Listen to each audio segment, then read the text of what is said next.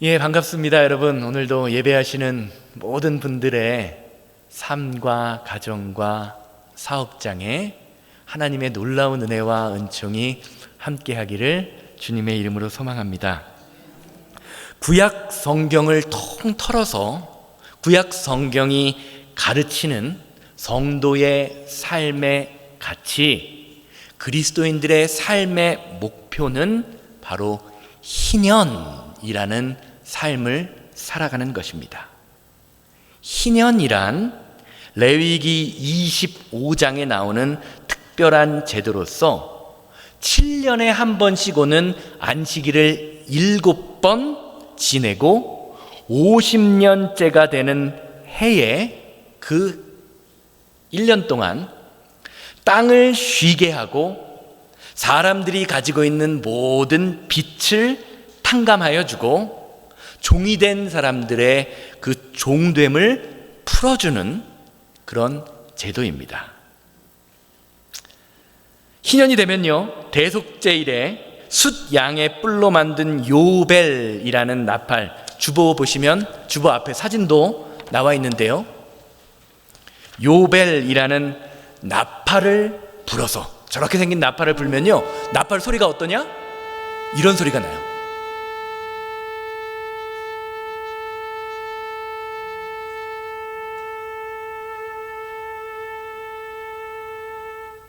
이 나팔 소리와 함께, 그만하셔도 돼요. 이게 30분 동안 불거든요. 이 나팔 소리와 함께 모든 종되었던 것, 내가 빼앗겼던 것이 어떻게 됩니까? 다시 돌아오는 일들이 일어나는 거죠. 원래 자리로 돌아가게 되었음을 나팔 소리와 함께 선포했습니다. 이런 희년에 관하여 성경은 다음과 같이 선포합니다. 레위기 25장 23절 42절. 토지를 영구히 팔지 말 것은 토지는 다 내 것임이라. 너희는 거류민이요 동거하는 자로서 나와 함께 있느니라. 42절에서는요, 사람들에 대하여 이렇게 설명합니다. 그들은 내가 애굽 땅에서 인도하여 낸 내 종들이니 종으로 팔지 말 것이라. 하나님께서는요, 희년이라는 사건을 통해 인간들에게 땅도 사람도 우리가 소유하고 있는 모든 물질도 결국은 다 누구의 것이다? 하나님의 것임을 선포하셨습니다. 쉽게 말하면 하나님의 것이기에 하나님께로 다시 원래의 자리로 돌아가야 한다라는 해방의 기쁨을 약속하신 것입니다. 이런 희년의 정신에서 원래의 자리로 돌아간다라는 그 목표가 중요한 이유는 원래대로 돌아간다라는 말의 뜻이 회개한다라는 말의 뜻과 같기 때문입니다.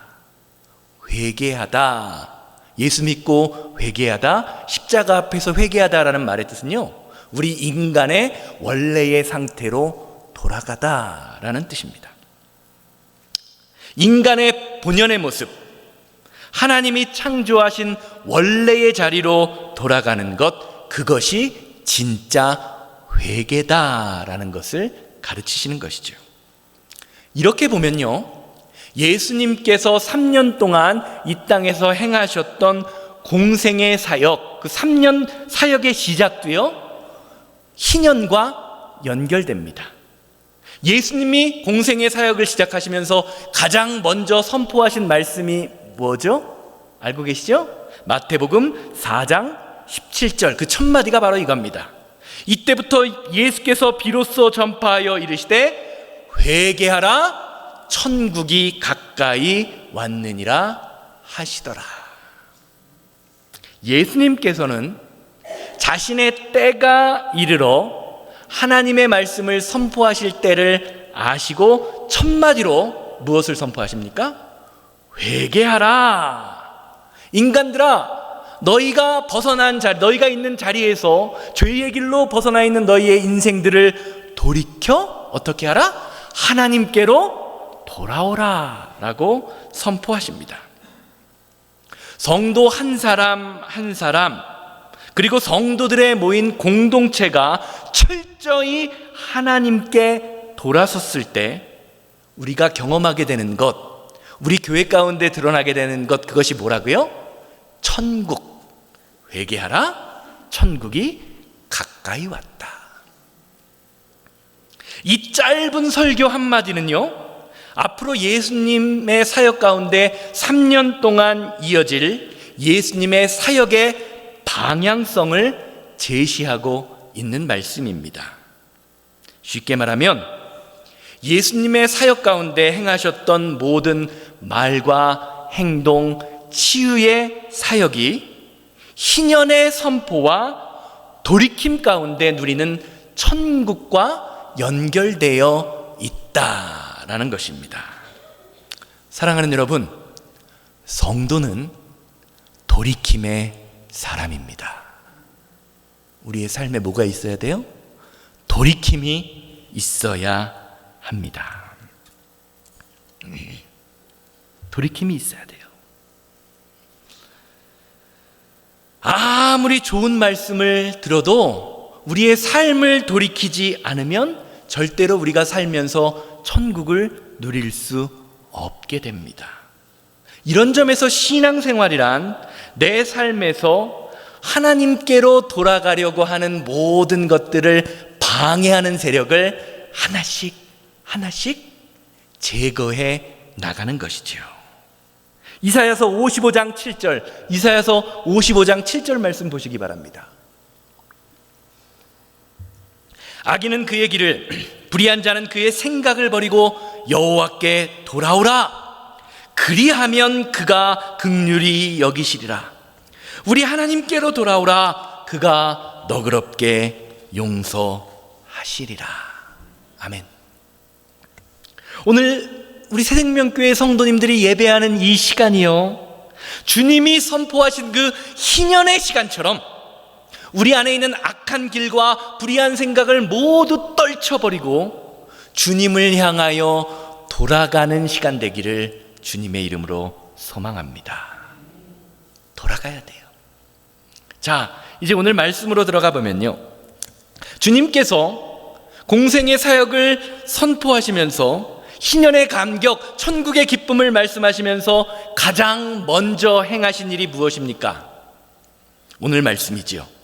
이 돌이킴의 사역을 함께 감당할 동역자, 사역자들을 찾으신 것입니다. 마태복음 4장 18절에서 19절 말씀 보시기를 바라요.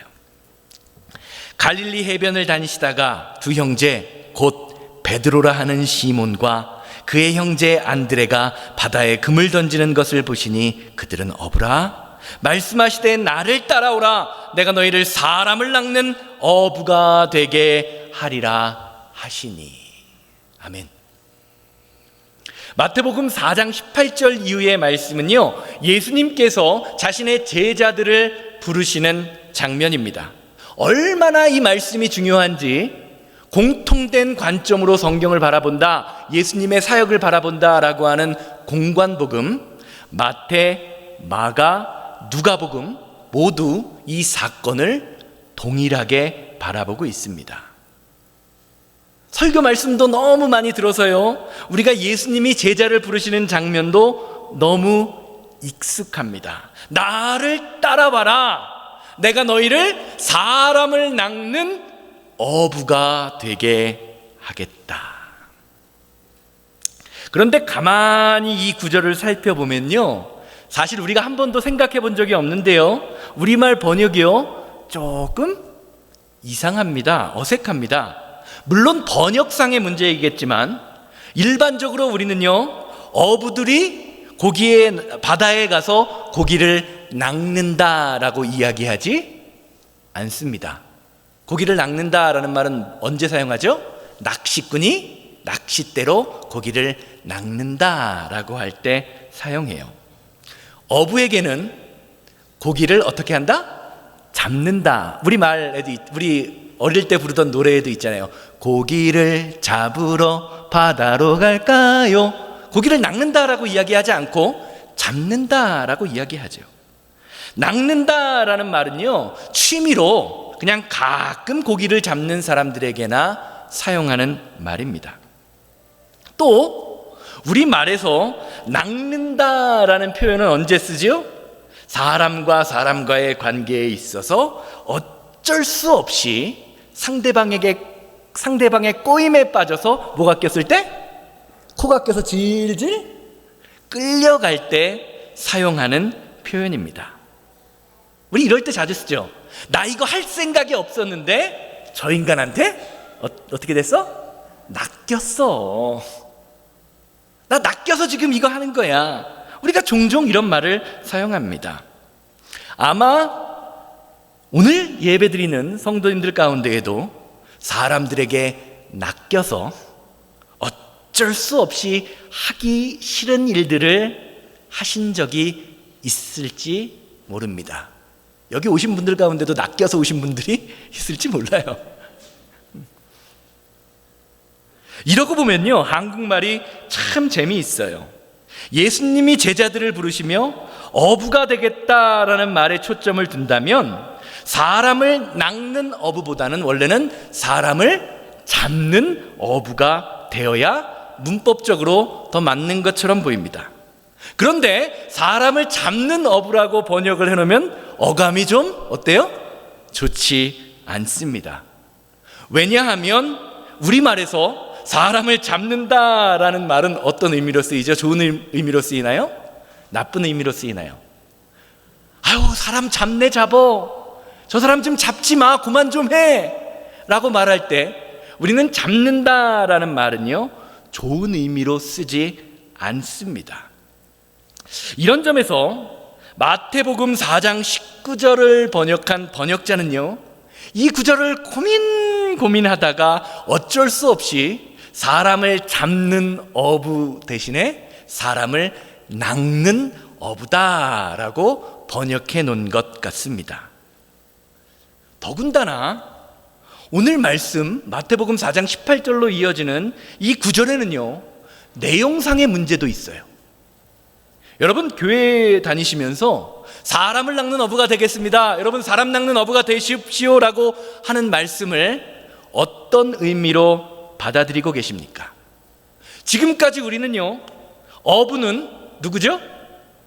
교회를 다니는 성도, 나. 그리고 고기는 누구예요? 고기는 교회에 다니지 않는 복음을 모르는 사람들이라고 생각했습니다.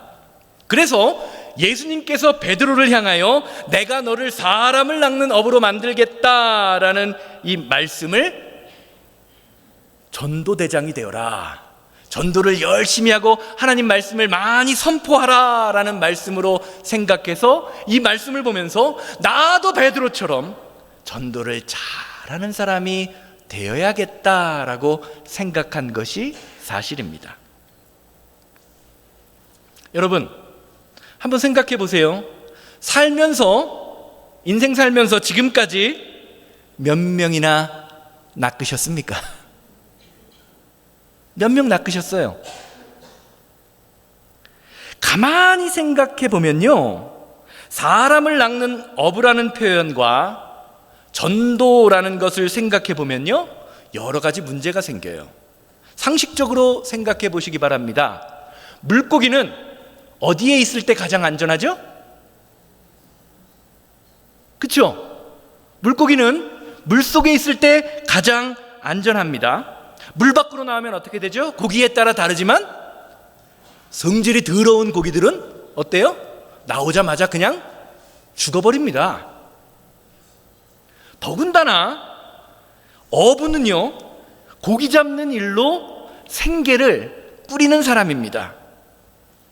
쉽게 말하면 고기 잡는 이유가 돈을 벌거나 그것을 잡아먹기 위해서 고기를 잡는 사람입니다. 고기를 살리려고 잡는 어부는 세상에 있어요, 없어요? 없습니다.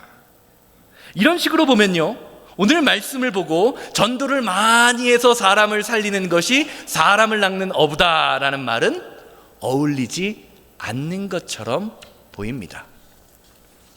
단순히 한국어 번역에만 문제가 있는 것이 아니에요. 이 말씀을 들었던 베드로와 안드레, 야고보와 요한은 어느 나라 사람이죠? 유대민족 이스라엘 사람들입니다. 그런데 성경을 보면요, 어부가 고기를 잡는 이 장면을 구약의 예언서를 통해서 보면요, 하나님의 심판을 상징하는 사건이라고 이야기합니다. 예레미야 16장 16절. 예레미야 16장 16절이에요.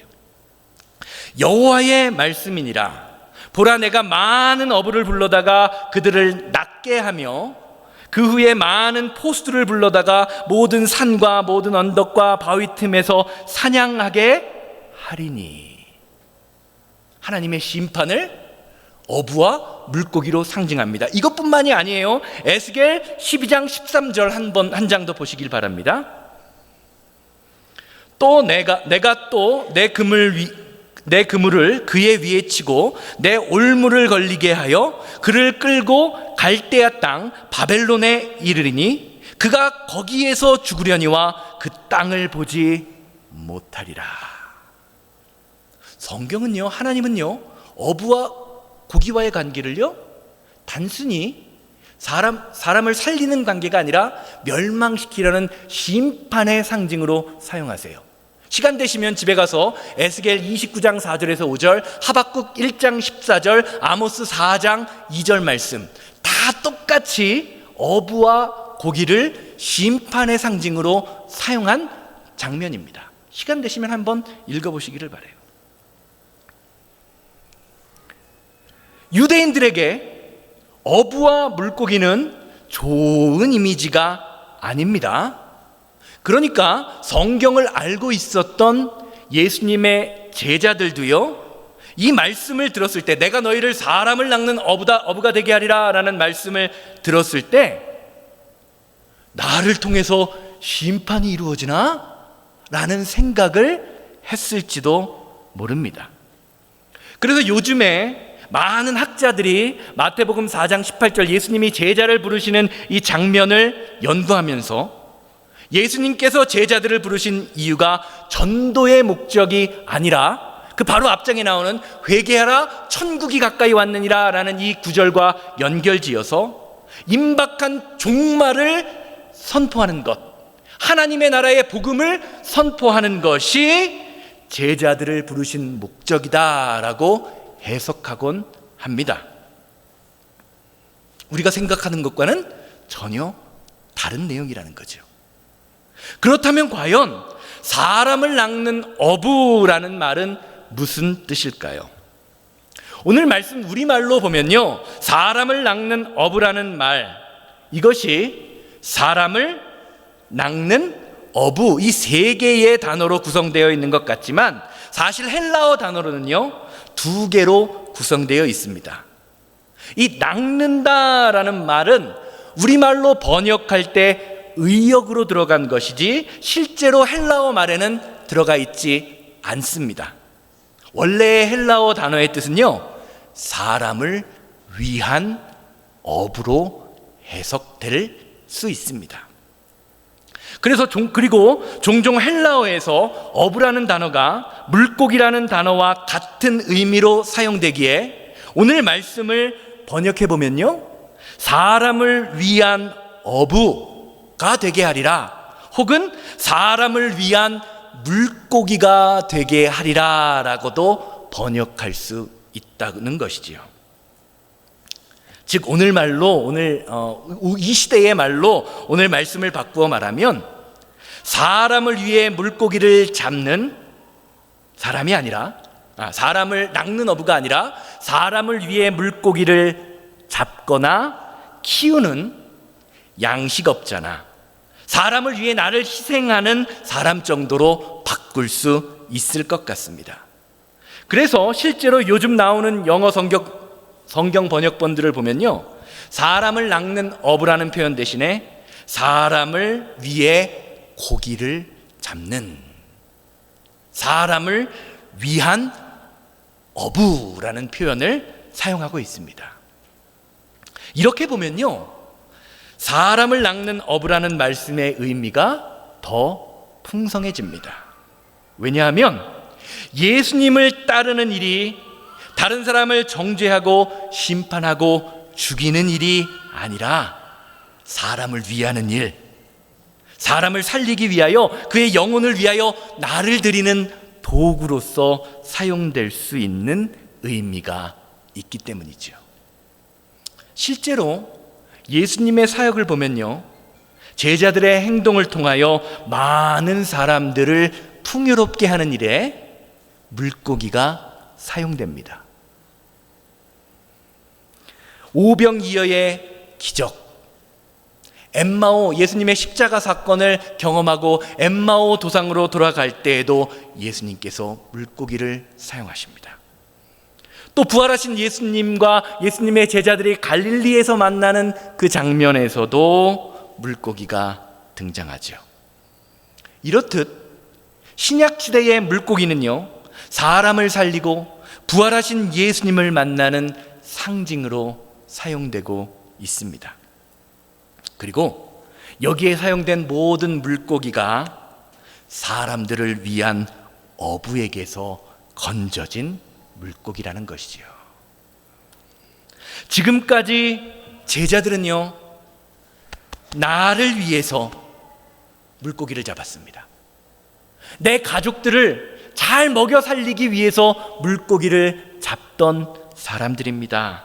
그런데 주님은요, 그렇게 나 자신만을 위해 그물을 던지지 말고 이제는 이웃을 살리기 위하여 그물을 던지고 사람들에게 부활하신 주님을 만나기 위하여 그물을 던지라고 말씀하고 계시는 것입니다. 이처럼 우리 인생, 우리의 사업, 우리의 가정, 우리의 교회 모두가 똑같은 사람을 위한 어부가 되는 그 사명을 위하여 불려졌다는 것이죠. 사랑하는 여러분, 교회는 사람을 잡는 모임이 아닙니다. 사람을 살리는 공동체입니다. 우리 교회를 통하여 생명 살림의 역사가 일어나야 한다는 것이죠. 이것이 교회의 사명입니다. 우리의 모임이 아무리 대단한 것처럼 보여도 우리 모임 안에, 우리의 예배 가운데 예수님의 복음을 통한 생명 살림이 사라져버리면 우리의 모임은, 우리의 예배는 하나님 앞에서 아무런 쓸모없는 시간 낭비로 변하게 됩니다. 그러나 우리의 모임이 세상 사람들이 보기에는 작은 모임일지라도, 나의 사업체가 세상 사람들이 보기에는 영세한 작은 사업체일지라도, 내가 일하는 것이 별 볼 일 없는 것처럼 보일지라도 우리의 말과 행동을 통하여 사람을 살리는 일이 일어나고 우리의 물짐들임과 헌신을 통하여 사람들에게 생명을 주는 물고기의 역할을 감당하게 된다면 우리의 삶과 가정과 사업장, 우리의 모든 것들은 단순한 모임이 아니라 하나님 나라를 만들어가는 거룩한 사역으로 변하게 되는 것입니다.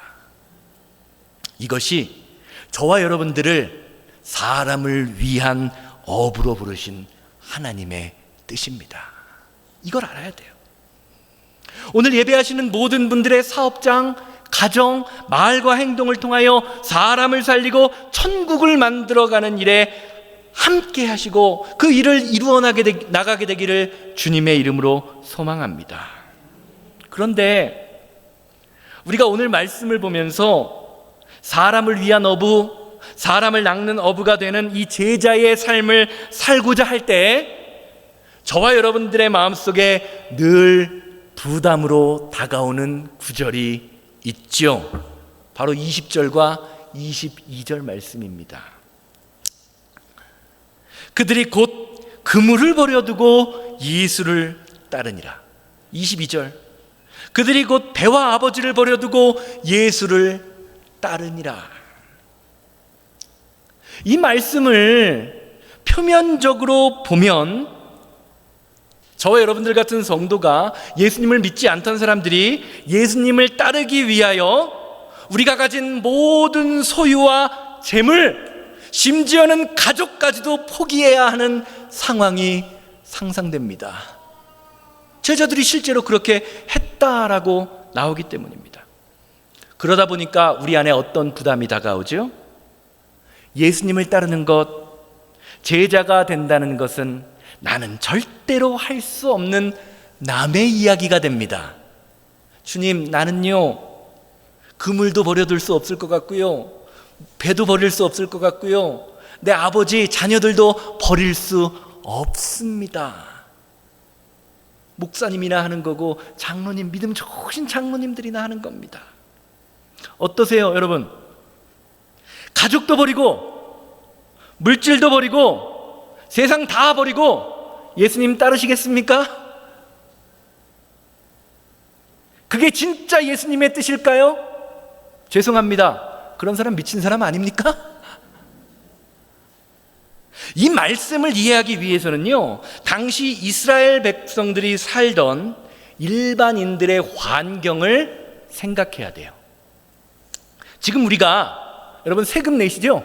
세금. 미국에 내는 세금이 얼마나 되는지 아십니까? 세금이 사람마다 조금씩 다 다릅니다.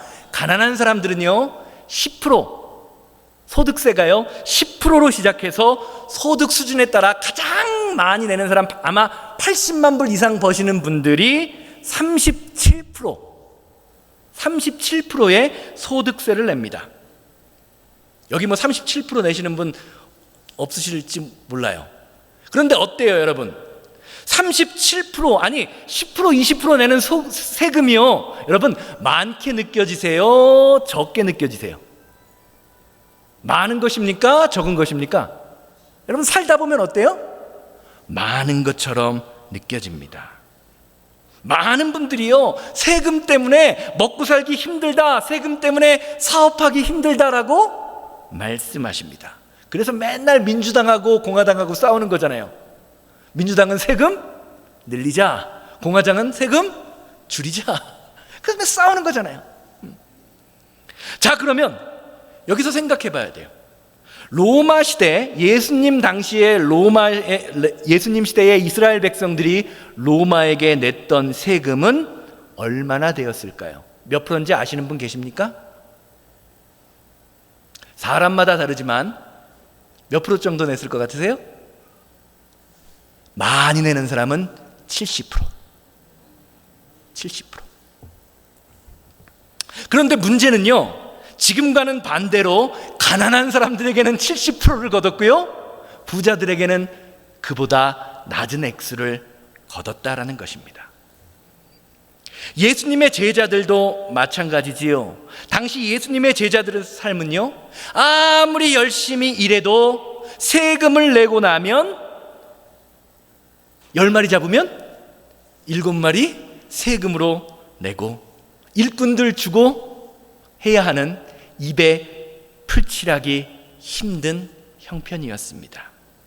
이런 점에서 오늘 말씀에서 그물을 버려두고 예수를 따르니라, 곧 배와 아버지를 버려두고 예수를 따르리라 라는 이 말씀에서 주목해야 할 것은, 예수님의 제자들이 예수님의 말씀을 듣고 자기 소유를 다 버렸다라는 측면이 아닙니다. 중요한 것은 무엇이냐? 세금 70%를 내고 나면 지금까지 한 번도 남을 도울 수 없었던 형편, 지금까지 한 번도 남을 일으키고 섬길 수 없었던 그런 것을 생각조차도 해보지 못했던 제자들이 나도 그런 일을 할 수 있다고?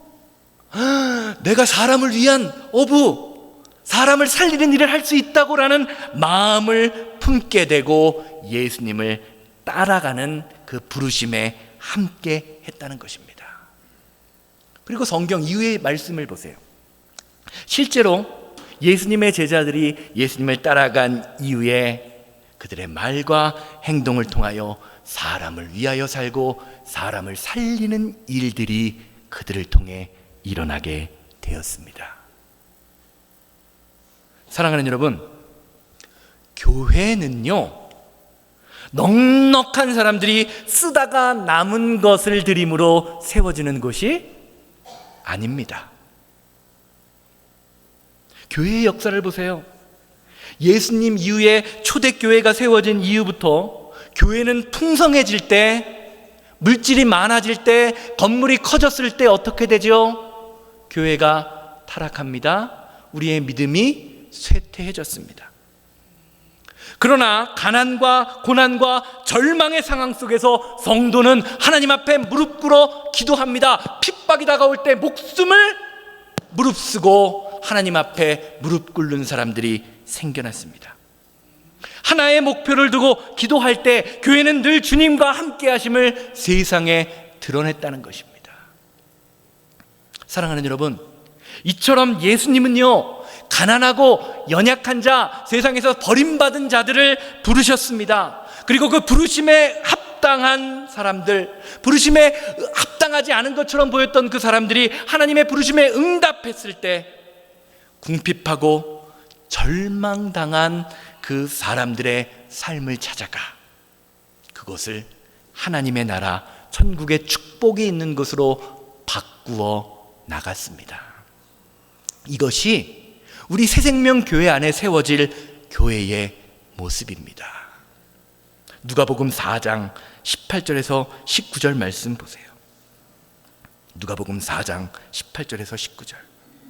주의 성령이 내게 임하셨으니 이는 가난한 자에게 복음을 전하게 하시려고 내게 기름을 부으시고 나를 보내사 포로된 자에게 자유를, 눈먼 자에게 다시 보게 함을 전파하며 눌린 자를 자유롭게 하고 주의 은혜의 해를 전파하게 하려 하심이라 하였더라. 아멘. 여러분, 가난한 사람들의 마음을 누가 제일 잘 알죠? 가난한 사람들의 마음을 누가 제일 잘 알죠? 가난을 경험해 본 사람입니다. 아픈 사람의 마음을 누가 제일 잘 알죠? 아파 본 사람이에요. 힘들고 어려운 사람의 마음을 누가 제일 잘 알죠? 내가 그 일과 비슷한 일을 경험해 본 사람입니다. 그러면 저와 여러분들은요, 누구를 위한 어부가 되며 어떤 사람을 위한 물고기가 될 수 있을까요? 여러분, 어떤 사람을 위한 물고기가 되고 어떤 사람을 위한 어부가 되겠습니까? 되시겠습니까? 나를 따라오라, 내가 너희를 사람을 낚는 어부가 되게 하리라. 이 말씀이라는 말입니다. 여러분을 향한 주님의 음성이 들리십니까? 사람을 낚는 어부가 되는 길이 정말로 내가 갈 수 없는 길, 내가 할 수 없는 일입니까? 결론적으로 말씀드리겠습니다. 주님이 부르시는 사람, 주님이 부르시는 교회는요, 완성된 곳이 아닙니다. 최초의 어부들처럼 마음이 상하고 심령이 깨어지고 절망한 사람들, 70%의 세금을 내면 남을 도울 생각은 한 번도 해본 적이 없는 그런 사람들, 한 번도 다른 사람을 돕는 것을 할 수조차 있다라고 생각해보지 않은 그런 연약한 사람들을 불러서 예수님과 함께함으로 천국의 길을 한 걸음 한 걸음씩 만들어 나가신 것입니다. 어느 날 갑자기 천국이 막 임하는 것이 아니라는 겁니다. 에베소서 2장 21절에서 22절 말씀 보세요. 그의 안에서 건물마다 서로 연결하여 주의 안에서 성전이 되어가고 너희도 성령 안에서 하나님이 거하실 처소가 되기 위하여 다 같이 읽습니다. 그리스도 예수 안에서 함께 지어져 가느니라. 아멘. 사랑하는 여러분, 혹시 이 자리에 마음이 상하고 절망한 분들이 계십니까? 물질적으로 힘들어서, 육신이 연약해서 나는 이제 다 끝났다, 참 힘들다, 어렵다, 마음이 버겁다라는 마음이 드시는 분들 혹시 있으세요? 내 뜻대로 되는 것이, 내 뜻대로 할 수 있는 것이 아무것도 없다고 생각되십니까? 그렇다면 그 순간, 지금 이 순간 나를 따르라는 주님의 소리가 들리기를 주님의 이름으로 소망합니다. 그리고 일어나 예수님의 뒤를 따라가십시오. 예수님을 따라간 그 자리에 가보면요, 나와 똑같이 궁핍하고 상처받고 힘들어하고 불안해하는 사람들이 있을 것입니다. 음성만 듣고 따라가면 돼요. 그 사람의 손을 잡고 기도해 주십시오. 그리고 그 사람을 위한 어부가 되시기를 주님의 이름으로 소망합니다. 우리를 위해 생명의 물고기가 되신 예수님께서 옆 사람의 손을 잡아주며 기도하고 그들을 일으켜 세워 살아가기 위하여는 저와 여러분들에게 하나님의 나라와 평강을 더하여 주실 것입니다. 그것이 사람을 위한 물고기, 사람을 낚는 어부가 이 세상을 살아가는 길입니다. 예수님께서 그것을 위하여 저와 여러분들을 부르셨습니다. 다 같이 자리에서 일어나셔서 이 세상을 살아가는 동안에 부르시고요. 주님, 지금까지는 내가 주님의 말씀을 따르며 사는 것, 사람을 낚는 어부가 되는 것이 내 모든 것을 포기하고 가는 길이라 너무 어려운 것이라 생각했는데, 오늘 말씀을 통해 보니 내가 할 수 있는 삶의 현장에서 힘들고 어려운 사람, 나와 같이 상처 있고 연약한 자들을 찾아가 그들과 함께하며 그들의 손을 잡아주고 기도하며 말씀을 듣는 것, 내가 할 수 있는 일이라는 것을 깨닫게 하시니 감사합니다. 주님께서 나를 사람을 위한 어부로 부르셨으니 주님, 이제는 맡겨진 그 사명을 부르며 나를 따라오라는 예수님의 요청에 응답하는 믿음의 삶을 살게 하여 주시옵소서. 이제는 더 이상 나를 위해서만 사는 인생, 나의 가족을 위해서만 사는 인생이 아니라 하나님의 나라를 세워가는 일에 우리의 힘과 노력을 하는 믿음의 삶을 살게 하여 주시옵소서. 다 같이 통성으로 기도하고 축도로 예배를 마칩니다. 이 세상을 살아가는 동안에, 이 세상을 살아가는 동안에 나의 힘을 의지할 수 없으니 기도하고 낙심하지 말 것은 주께서 참 소원이 되심이라. 주의 길을 걸어가는 안에 세상에 곧 의지할 수 없으니 감사하고 낙심하지 말 것은 주께서 참 기쁨이 되신 하나님의 꿈이 나의 비전이 되고 예수님의 성품이 나의 인격이 되고 성령님의 권능이 나의 능력이 되길 원하고 바라고, 하나님의 꿈이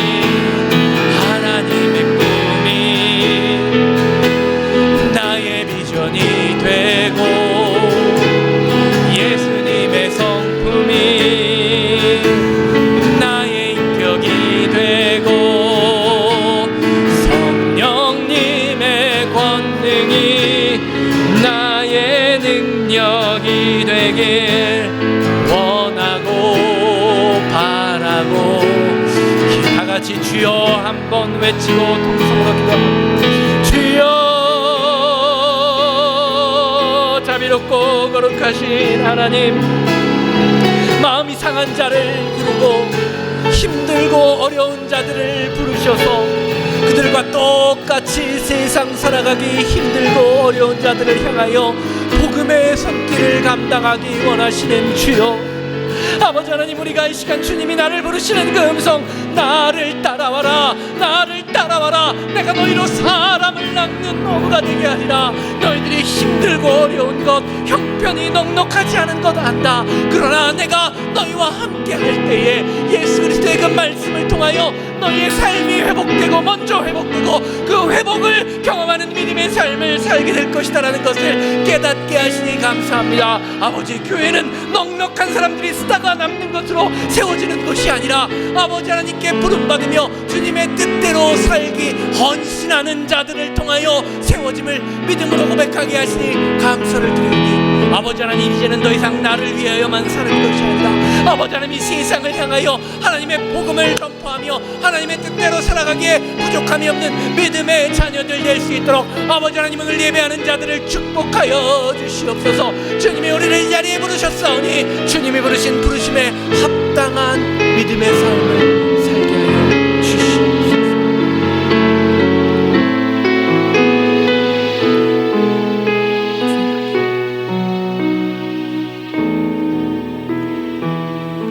거룩하신 하나님, 이 시간 나를 따라와라, 나를 따라와라. 내가 너희를 사람을 위한 어부가 되게 하리라. 내가 너희들이 힘들고 낙심하고 지치고 병든 것, 어려운 것 다 안다.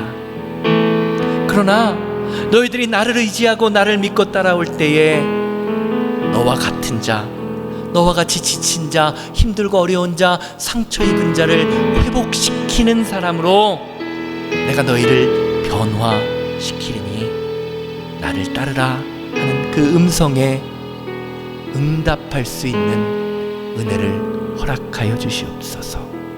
말씀이 들리게 하시고 들린 말씀이 실천되는 그 실천을 통하여 예수 안에서 함께 지어져가는 교회로 우리 새생명교회가 성장되게 하여 주시옵소서. 이제는 우리 주 예수 그리스도의 은혜와 아버지 하나님의 거룩하심과 성령님의 감화감동 역사하심이 예배를 마치고 삶의 자리로 돌아가 사람을 위한 업으로 사용되기 원하는 우리 성도님들의 삶과 가정과 사업장 만나는 모든 사람들 위해 이제로부터 영원토록 함께 있을지어다. 아멘.